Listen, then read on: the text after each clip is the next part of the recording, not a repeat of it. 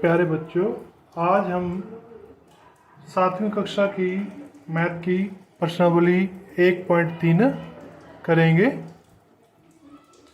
तो इसका पहला सवाल में निम्नलिखित संख्याओं का गुणनफल ज्ञात करना है। तो इसका जैसे फर्स्ट पार्ट है, इस एक्सरसाइज को करने से पहले आपको दो बातें मन में रखनी है। एक तो जब भी प्लस वाली संख्या है कोई, उसको माइनस वाली संख्या से गुणा करनी है तो आंसर माइनस में आएगा, और दूसरा माइनस वाली संख्या को माइनस वाली संख्या से गुणा करेंगे तो प्लस आ जाएगा। ठीक है, माइनस माइनस प्लस, यानी गुणा गुणा, ये ध्यान रखना, गुणा करने। ठीक है, तो प्लस वाली संख्या को प्लस वाली संख्या से गुणा करने पर तो प्लस ही आता है, ये तो आप सभी को पता ही है। तो इस तरीके से यानी माइनस वाली संख्या को माइनस वाली संख्या से गुणा करने तो प्लस आएगा, और प्लस वाली संख्या को माइनस वाली या माइनस वाली को प्लस वाली से गुणा करेंगे, आंसर माइनस करना है। सिंपल याद रखना, आप माइनस को माइनस से गुणा करोगे तो ये माइनस और माइनस दोनों की गुणा करोगे आप, तो आप ये कह लो ये प्लस हो जाता है। तो अब उसके बाद तो ये सवाल बहुत ही आसान है, 3 को -1 से गुणा करना है। ये आप सिंपल 1 से गुणा कर लो, तो यानी 3 गुणा 1 3, और क्योंकि माइनस से गुणा कर रहे तो -3। इसी प्रकार 225 को -1 से, 225 को 1 से गुणा कर दे 225, और क्योंकि माइनस से गुणा कर रहे तो माइनस आ जाए। पहले गुणा कर लो फिर बाद में निशान लगा देना। तो जैसे 21 -21 गुणा -30, तो आप सिंपल 21 को 30 से गुणा कर लो पहले। तो 21 को 30 से गुणा करना तो 0, क्योंकि हम ऐसे करेंगे, हम 21 को 3 से गुणा कर दिया 63, और पीछे 0 630 बन गया। तो ये 630, और ये माइनस, ये भी माइनस है, ये भी माइनस है, तो 630 माइनस को माइनस से गुणा करेंगे तो प्लस हो जाएगा। ठीक है, अब यहाँ पर भी 316 को 1 से गुणा कर दिया, 316 को 1 से गुणा करेंगे तो 316 आ जाएगा, और क्योंकि माइनस, ये भी माइनस है, ये माइनस, तो ये प्लस हो जाएगा 16। इसी प्रकार यहाँ पर 3 संख्याएं हैं। जैसे पहले इसको 0 से गुणा करेंगे, जब भी किसी भी संख्या को 0 से गुणा करते हैं तो आंसर 0 आ जाता है। तो 0 को किसी भी संख्या से गुणा करेंगे 0, तो पहले हम किन्हीं भी 2 की गुणा कर सकते हैं। तो जैसे -15 को पहले 0 से गुणा करिए 0, और गुणा -18, तो 0 को -18 से गुणा किया, यानी 0 की 18 को 0 से गुणा 0 आ जाएगा। 0 के आगे ना तो प्लस लगाते हैं ना माइनस लगाते, मतलब ये अंडरस्टूड है ये। उसके बाद अगला सम है, तो पहले -12 को -11, यानी आप 12 को पहले 11 से गुणा कर देंगे। तो 12 को आप 11 से गुणा कर देंगे, तो ये 132 माइनस है, ये भी माइनस है, तो आप ये प्लस हो जाएगा, प्लस के 132 पहले बन गया। अब इसको 10 से गुणा और करनी है, गुणा 10, तो 10 से गुणा करना आपको बताया हुआ है, पीछे 0 लगा देनी है इसके बस। तो 132, इसके आगे कोई ना निशान ना लगाना का मतलब ये प्लस ही है, ये अंडरस्टूड है, ये प्लस ही होता है। कोई किसी संख्या के आगे कोई निशान ना लगाओ तो वो प्लस ही होता है। तो अगला सम भी ऐसे ही है, तो पहले इन दोनों की गुणा कर देते हैं, फर्स्ट 2 की, -3 को -6 से गुणा कर दिया, प्लस के 18। ठीक है, फिर आगे बाकी को एक बार वैसे लिख देता हूँ मैं, -2 गुणा -1। अब इसको आगे सॉल्व करेंगे। कई सम तो एक स्टेप में हो जाते हैं, जैसे ये वाले हैं, ये यहाँ पर हम 2 या 3 स्टेप में करेंगे तो ज़्यादा अच्छा रहेगा। अब -2 को आप -1 से गुणा कर दो, पहले किन्हीं भी आप 2 को गुणा कर सकते हो। तो ये हो जाएगा माइनस, इससे पहले तो प्लस के 18 ही हैं, ठीक है, गुणा -2 को -1 से गुणा किया, प्लस के 2 हो जाएगा। अब 18 को 2 से गुणा कर दिया, प्लस के 36। तो इस तरीके से ये पहला सम, इसके कुछ भाग मैंने बीच में छोड़े हैं, वो आप खुद कोशिश करना ताकि आपकी प्रैक्टिस हो। सम नंबर 2 पार्ट ए, निम्न को सत्यापित कीजिए। तो जैसा कि सत्यापित करने का मतलब हमने क्या करना है कि जैसे इसकी जो ये वाली साइड देखो यहाँ पर बीच में बराबर है, तो इसके इधर वाली साइड इसको हम लेफ्ट हैंड साइड कहते हैं और इस इधर वाली साइड को हम राइट हैंड साइड कहते हैं। तो हमने दोनों साइडों को अलग अलग सॉल्व करना है, और क्योंकि ये बीच में बराबर, तो ये दर्शाना है कि ये दोनों सॉल्व करने पर ये अलग अलग ये बराबर आ जाएंगे, यानी ये वाली साइड और ये वाली साइड बराबर आएगी, लेफ्ट हैंड साइड और राइट हैंड साइड। हमने दोनों साइडों को अलग अलग सॉल्व करना है। तो पहले हम लेफ्ट हैंड साइड लेते हैं, कोई मर्जी साइड ले सकते हो आप।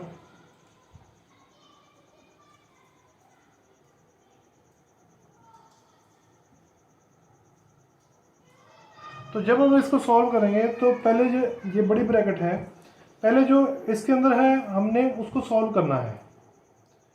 तो यानी बाहर वाला 18 तो वैसे लिखा जाएगा, इसके गुणा जो बड़ी ब्रैकेट है इसके बीच में देखो, आप इसको सॉल्व करो, ये प्लस माइनस 7 और -3 का जोड़। तो जैसे आपको पहले बताया मैं, प्लस माइनस यहाँ पर ये एक तरीके से गुणा ही है, तो प्लस को माइनस से गुणा के -3, तो ये बन जाएगा 7 - 3।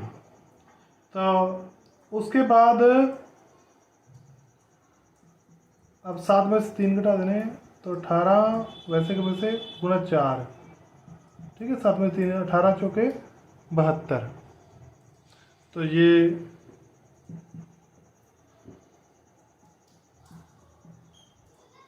ठीक है, तो ये 72 बन गया। अब हम राइट हैंड साइड को भी सोल्व करते हैं।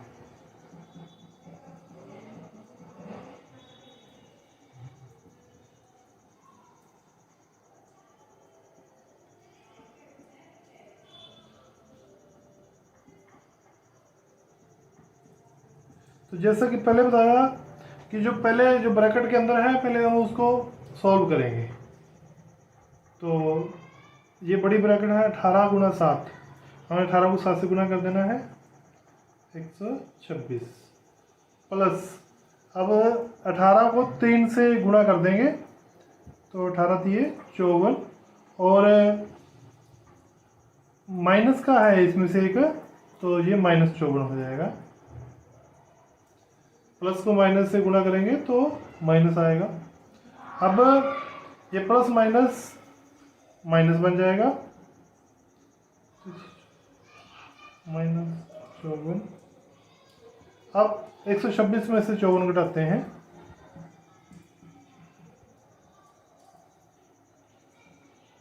ठीक है, 72। देखो ये भी 72 आ गया, और ये पहले भी राइट हैंड साइड भी और लेफ्ट हैंड साइड भी दोनों बराबर आ गए हैं। हम लिख देंगे left hand side to right hand side. इस तरीके से ये पार्ट कंप्लीट होता है। इसका बी भाग है जो आप अपने आप ट्राई करना। सम नंबर 3, किसी भी फर्स्ट पार्ट में किसी भी पूर्णांक a के लिए -1 गुणा 1 किसके समान है। तो जब भी a को जैसे कोई संख्या है तो उसको -1 से गुणा करेंगे, 1 से गुणा करेंगे तो a ही आ जाएगा, और क्योंकि माइनस से गुणा करें तो आंसर है इसका आ जाएगा -ka,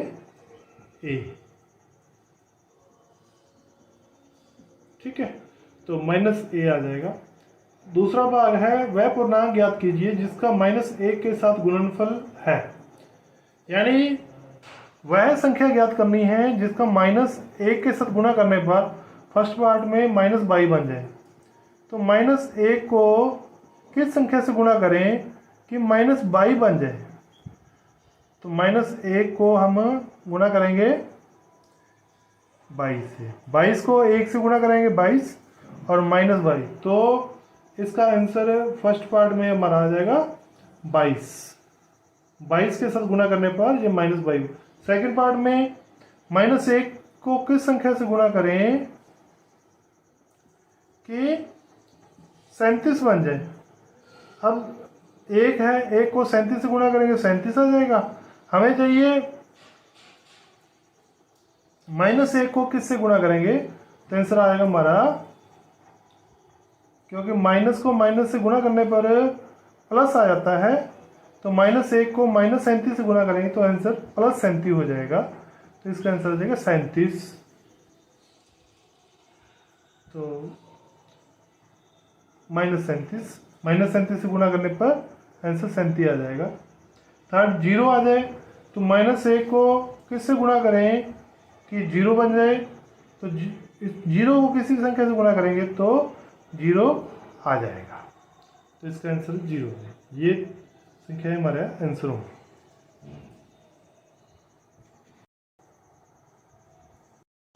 सम नंबर 4, -1 गुणा 5 से आरंभ करते हुए बिन गुणनफल द्वारा कोई पैटर्न दर्शाते हुए -1 गुणा -1 बराबर 1 निरूपित करें।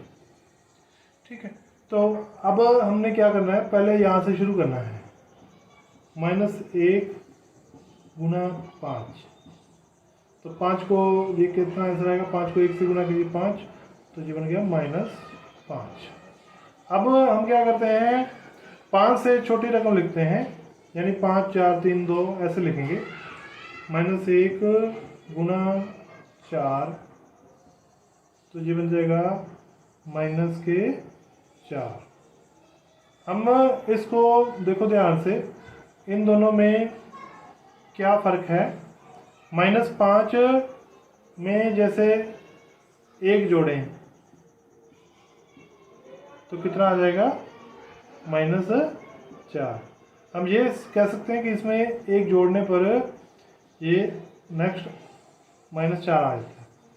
तो अब इससे आगे हम -1 गुणा 3, ठीक है, अब ये बन जाएगा -3, यानी ये भी कैसे आया, -4 में 1 जोड़ने पर। ये मानकर हम चल सकते हैं कि हर बार एक एक बढ़ रहा है ये, तो यानी -3 हो गया। ठीक है, अब फिर हम -1 गुणा 2, ये बन जाएगा -2। ठीक है, अभी कैसे हुआ, -3 में 1 जोड़ा तो ये -2 बन गया। तो सिंपल है, यानी हमने इसको लिख देना है इस तरीके से, -4 -3 -2। अब क्या आएगा,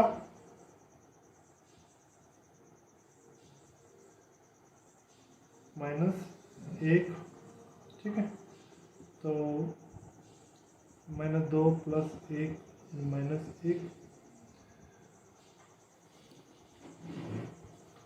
अब -1 गुणा 1 से आगे 0, ये बन जाएगा 0। 0 कैसे आया, +1 0। अगला स्टेप, 1 से छोटी रकम क्या आएगी, -1 गुणा 0 से 1 छोटी -1। ठीक है, तो वो भी कैसे आएगा, अब जैसे हर बार 1 1 जोड़ रहे हैं तो 0 में हम 1 जोड़ देते हैं सीधा, तो क्या है 1। इस तरीके से हर बार 1 1 इसको जोड़ते जाना है, तो आखिर में हमारे पास आ जाता है -1 गुणा -1 बराबर 1। यही हमने शो करना था, तो -1 गुणा -1 बराबर 1। सम नंबर 5, पार्ट 1, पार्ट ए। उचित गुणों का प्रयोग करते हुए गुणनफल ज्ञात कीजिए। 26 गुणा -48 प्लस -48 गुणा -36। तो जैसे कि बोर्ड मास होता है, तो चलिए एक तरीके तो इसको सिंपल मतलब छोटी क्लासेस में आप करते रहे हो बोर्ड मास के अकॉर्डिंग। तो सबसे पहले ब्रैकेट, बी का मतलब ब्रैकेट होता है, ओ का मतलब ऑफ का यानी, डी का मतलब डिवाइड, डिवाइड का मतलब भाग, एम का मतलब मल्टीप्लाई, मल्टीप्लाई का मतलब गुणा, ए का मतलब एडिशन यानी जोग, एस का मतलब सब्ट्रैक्शन। तो उसके अकॉर्डिंग ही हमने जैसे करना होता है। तो यहाँ पर गुणा भी है, जोड़ भी है, ठीक है। तो पहले हम क्या करेंगे, जोड़ और गुणा में कोई संख्या हो तो हमने पहले मल्टीप्लाई करना है यानी गुणा करनी है। तो जैसे 26 को 48 से गुणा कर दिया, फिर 48 को -48 को -36 से गुणा कर दिया, जो आंसर आए उसको हम प्लस कर देना है। एक तरीका तो वो है। अब हम उस तरीके से नहीं करेंगे, हमने वितरण गुणा के ऊपर, योग के ऊपर गुणा का वितरण सीखा हुआ है। फिर भी मैं आपको दोबारा से इसको एक्सप्लेन करता हूँ। तो आपने क्या करना है, यहाँ पर जो संख्याएं आपस में गुणा में हैं उनको कहना है कि वो एक घर के सदस्य हैं। तो जैसे ये आपस में गुणा में है, ये घर के सदस्य हो गए। इसी प्रकार ये भी आपस में गुणा के अंदर है, ये भी एक घर के सदस्य हो गए। हम इनको बड़े घर में डाल देते हैं ऐसे, ठीक है। और यहाँ पर दो घर हैं, आप ये कह सकते हो एक घर ये है, एक घर ये है। अब दोनों घरों में एक जो एक ही चीज़ कॉमन पड़ी है उसको हम बाहर निकाल देंगे। तो दोनों घरों में जो कॉमन है, जैसे -48 इधर भी पड़ा है, इधर भी पड़ा है, तो हम क्या करते हैं, इसको बाहर निकाल देंगे ऐसे, और ये गुणा भी साथ में हम ऐसे लिख देंगे। अब बाकी के सदस्यों को हम दोनों को एक इकट्ठे घर में रख देंगे। जैसे -48 यहाँ पर 26 बचा, और प्लस यहाँ क्या बचा, -36। तो फर्स्ट स्टेप तो आपने क्या करना है, ये कॉमन निकाल देना है। इसको हम कॉमन निकालना कहते हैं। यदि दोनों घरों में कोई कॉमन है तभी निकाल सकते हैं, नहीं तो नहीं कर सकते ये। तो फिर आपने इसको जैसे बड़ी ब्रैकेट, इसके अंदर ब्रैकेट के अंदर जो है इसको सॉल्व करेंगे, ठीक है। -48 गुना ये 26 प्लस माइनस, ये माइनस हो जाएगा, माइनस माइनस लिख देना है यहाँ पर 36। अब 26 - 36 ये हो गया -10, -48 गुना -10। अब -48 को -10 से गुणा करेंगे तो ये बन जाएगा प्लस के 480। माइनस को माइनस से गुणा करेंगे तो प्लस आ जाएगा, ठीक है। इस तरीके से हमने ये सम करना है। पार्ट बी, इसमें हमने यहाँ पर तीनों ही गुणा में है, तो हम किन्हीं भी दो की गुणा पहले कर सकते हैं, और जो भी आंसर आया उसको थर्ड से गुणा कर देना ही है। तो लेकिन किन्हीं भी दो गुणा करते वक्त हमें ध्यान रखना है कि ज़्यादा जीरो आए। हमने पहले भी सीखा हुआ है जीरो, जैसे 8 को 125 से गुणा करेंगे तो इसमें 8 5 40 यानी एक जीरो आएगी आंसर में, काफ़ी सारी जीरो आ जाएंगी। तो पहले हम 8 गुणा 125 -125 और गुणा 53 ऐसे लिख लेंगे। 125 को हम 8 से गुणा करते हैं,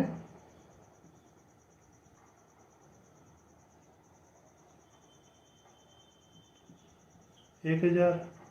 तो ये बन गया माइनस, क्योंकि माइनस है तो माइनस के 1000 गुणा 53। अब इसको हम किसी भी संख्या को 1000 से गुणा करेंगे तो वो पीछे 3 जीरो लग जाएगी, तो अब बन जाएगा जी माइनस के, क्योंकि एक माइनस है ना, तो -53,000 ये हमारा आंसर आ जाएगा।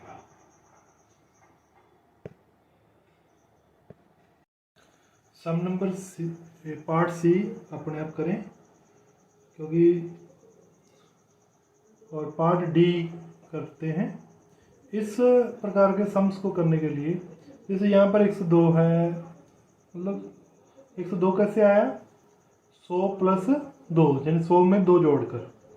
तो हम इसको कैसे करेंगे, हम -41 गुणा 102 को हम लिख देते हैं 100 प्लस 2। अब योग पर गुणन का वितरण करेंगे। तो हमने क्या करना है, इस -41 को इन दोनों से बारी बारी गुणा कर देनी है, ठीक है, और फिर जोड़ देना है। यानी इसको आप ऐसे लिखोगे -41 गुणा 100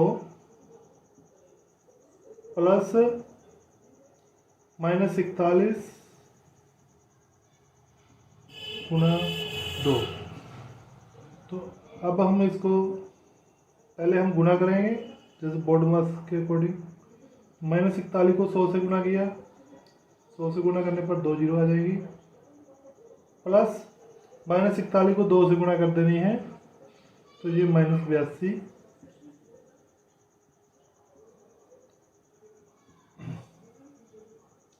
प्लस माइनस को एक निशान बनाएंगे, माइनस बन जाएगा ये, प्लस माइनस माइनस।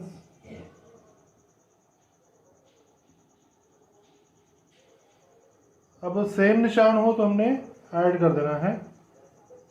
यानी इसके यदि आप इसको और अच्छे तरीके से समझते हैं तो इसके डिस्क्रिप्शन बॉक्स में मैं आपको एक लिंक डाल दूंगा, पहले आप वो वीडियो देख लें तो उससे आपको और अच्छी तरीके से समझ में आ जाएगा। तो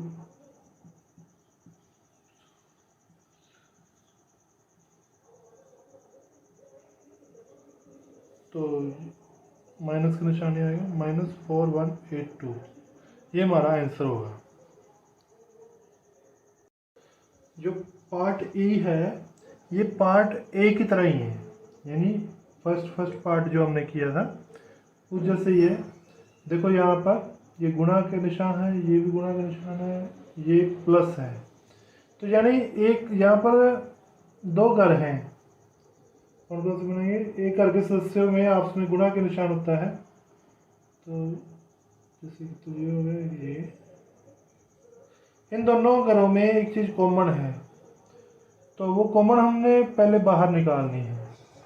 तो 625 दोनों में है, तो हमने 625 को बाहर निकालना, गुणा भी बाकी सदस्यों को एक घर में डाल देना है।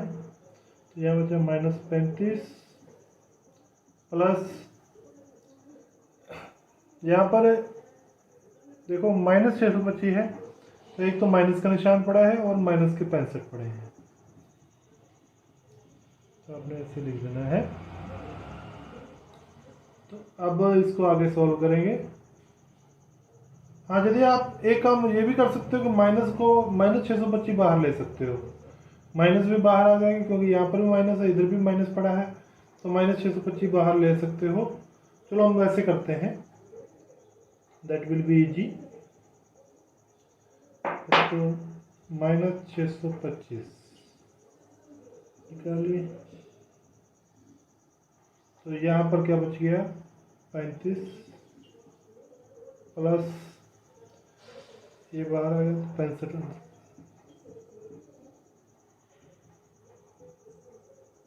-625 गुणा ये 100 बन गया। अब 100 से गुणा करनी है इसको, सिंपल है, 2 जीरो लगा देनी है, ये हमारा आंसर है।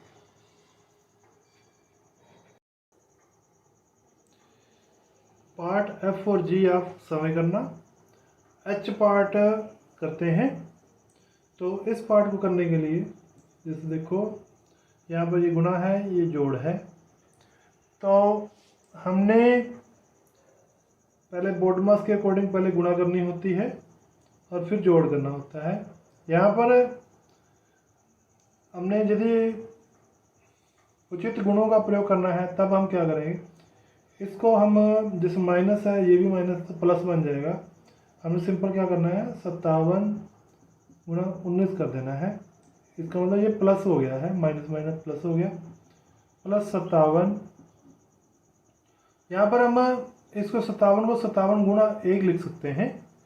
इसका आंसर 57 ही बनेगा। अब हमने देखो पहले जो सीखा है, यहाँ पर 2 घर बन गए हैं, तो ये हो गया, ये हो गया। इन दोनों घरों में एक चीज़ कॉमन है, वो कॉमन बाहर निकाल देंगे, तो वो है 57 और गुना, यहाँ क्या बच गया 19 प्लस यहाँ क्या बच गया 1। ठीक है, तो 57 गुना 20, अब 57 को 20 से गुणा कर देनी है, यानी 2 से गुणा कर दो आप, 114 और पीछे 0, ये हमारा आंसर आ गया। सम नंबर 6, किसी हिमीकरण प्रक्रिया में कमरे के तापमान को 40 डिग्री सेल्सियस से 5 डिग्री सेल्सियस प्रति घंटे की दर से कम करने की आवश्यकता है। इस प्रक्रिया के शुरू होने के 10 घंटे बाद तापमान क्या होगा। जैसे मान लीजिए कमरा है, उसका तापमान उस 40 डिग्री है, हमने एसी चला दिया, तो उसमें तो एसी क्या करता है, हर घंटे उसके तापमान को कम कर रहा है। कितना कम कर रहा है, 5 डिग्री सेल्सियस कम कर रहा है। तो 10 घंटे बाद तापमान क्या होगा। तो इसको करने के लिए 1 घंटे में जितना तापमान कम होता है, जितना तापमान कम होता है 5 डिग्री सेल्सियस, तो 10 घंटे बाद पूछा है, तो 10 घंटे तक ऐसे ही होता रहा, तो 10 घंटे में जितना तापमान कम होगा, तो 1 घंटे में 5, तो 10 घंटे में 5 गुना 10, 50 डिग्री सेल्सियस। तो 50 डिग्री सेल्सियस कम हो जाएगा। तो शुरू में तापमान था 40 डिग्री, तो 10 घंटे बाद तापमान,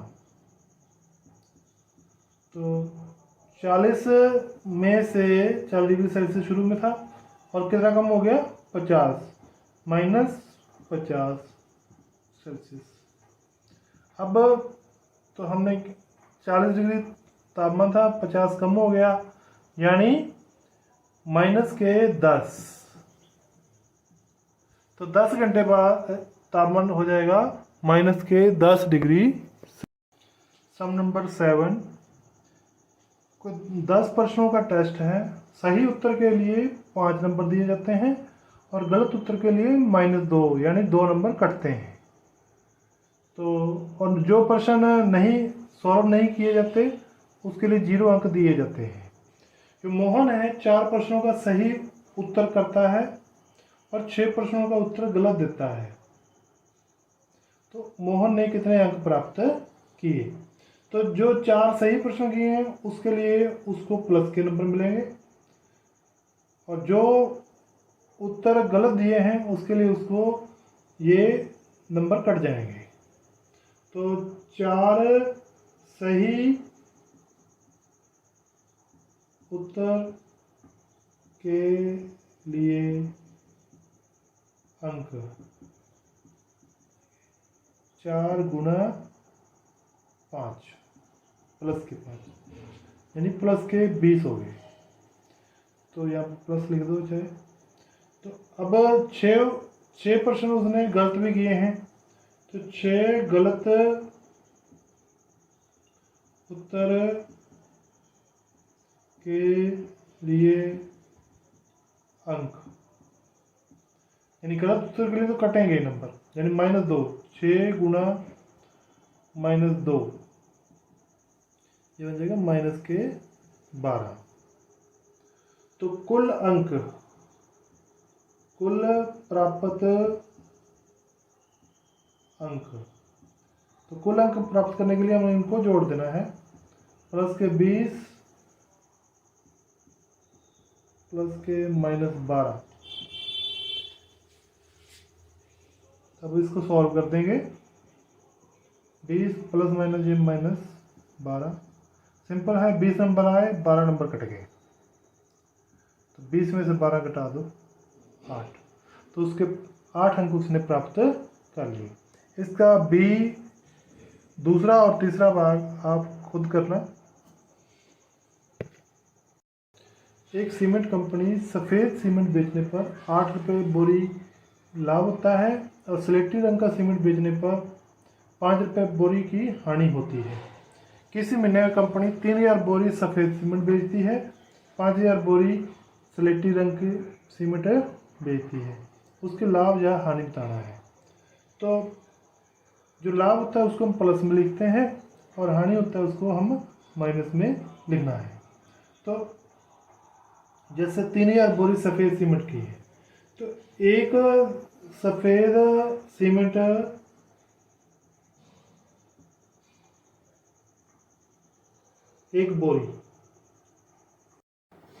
एक सफ़ेद बोरी सीमेंट बेचने पर लाभ 8 रुपये।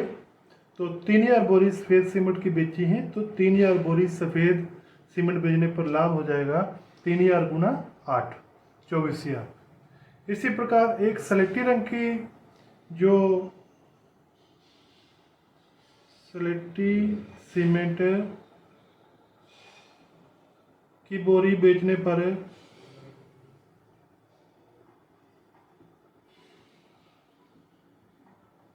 जो हानि होती है वो हो रही है 5000 रुपये, सॉरी 5 रुपये की हानि होती है एक बोरी बेचने पर। और कितनी बोरियां स्लेटी सीमेंट की बेची हैं? 5000। 5000 स्लेटी सीमेंट की बोरी बेचने पर हानि, तो 5000 गुना 5, 25,000। यानी 25,000 रुपये की हानि होगी और 24,000 रुपये उसने लाभ कमाया। तो कुल मिलाकर जो उसका लाभ होगा, हम इन दोनों को हम जोड़कर निकाल लेंगे। जो हानि होती है उसको माइनस में लिखेंगे। कुल लाभ या हानि,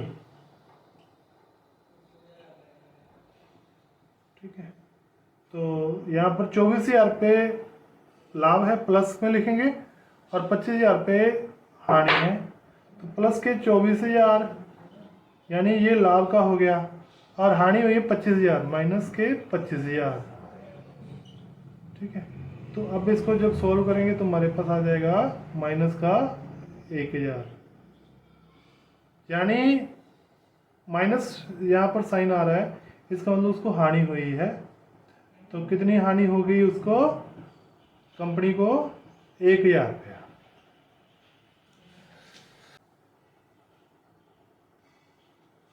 बी भाग में यदि बेची गई स्लेटी सीमेंट की बोरियों की संख्या 6,400 है, तो कंपनी को सफ़ेद सीमेंट की कितनी बोरियां बेचनी चाहिए ताकि उसे कुल मिलाकर न तो लाभ हो और न ही हानि हो। तो यदि यहाँ पर स्लेटी रंग की सीमेंट है जो 6400 बोरियां बेचे हैं, तो एक स्लेटी सीमेंट बेचने पर जो हानि हो रही है उसको हो रही है 5 रुपये। तो 6,400 स्लेटी सीमेंट की बोरी बेचने पर जो हानि होगी 6,400 गुना 5, 32,000। तो 32,000 रुपये की उसको हानि हो गई है। तो अब सफ़ेद सीमेंट कितना बेचना चाहिए ताकि उसको ये 32,000 जो हानि हुई है ये सफ़ेद सीमेंट पूरी हो जाए। तो इसके लिए, क्योंकि सफ़ेद सीमेंट है, एक बोरी पर उसको 8 रुपये का लाभ हो रहा है, तो हम क्या करेंगे, 32,000 रुपये को 8 रुपये से डिवाइड कर देंगे, तो हमें सफ़ेद सीमेंट की कितनी बोरियां बेचनी है वो पता चल जाएगा। तो सफ़ेद सीमेंट की जितनी बोरियां बेची जाए, तो हम क्या करेंगे, 32,000 रुपये हमने कमाने हैं, एक बोरी पर 8 रुपये का लाभ होता है, तो डिवाइड बाय 8, तो ये बन जाएगा 4000। तो 4000 बोरी है जो सफ़ेद सीमेंट की बेच दे तो उसको 8 यानी 32,000 रुपये का लाभ हो जाएगा। कुल मिलाकर उसको ना तो लाभ होगा ना ही हानि होगी। इस तरीके से ये सम कंप्लीट होता है। इसका जो लास्ट भाग है सम नंबर 9, वो आप खुद कोशिश करना। तो यदि कुछ प्रॉब्लम आए तो आप कमेंट सेक्शन में कमेंट कर देना। आशा करता हूँ आपको ये वीडियो अच्छी लगी होगी। आप इसको लाइक करें और शेयर करें। धन्यवाद।